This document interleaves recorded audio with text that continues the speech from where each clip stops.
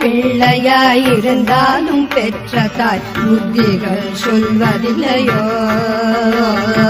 பேய் பிள்ளையானாலும் தான் பெற்ற பிள்ளையை பிரியமாய் வளர்க்கவில்லையோ? கல்லாகிலும் மூச்சு நில்லாமல் வாய்விடும் கதறினான் அழுத குரலில் கடுகடனில் எட்டில் ஒரு கூறுவதிலாகிலும் காதினில் நுழைந்ததில்லையோ? இல்லாதவன் மங்கள் என் மீது ஏனம்மா விடுவதில்லை சும்மா? இருவரும் மடிப்பிடி தெருதனில் வீழ்வதும் இது தர்மம் அல்ல அம்மா.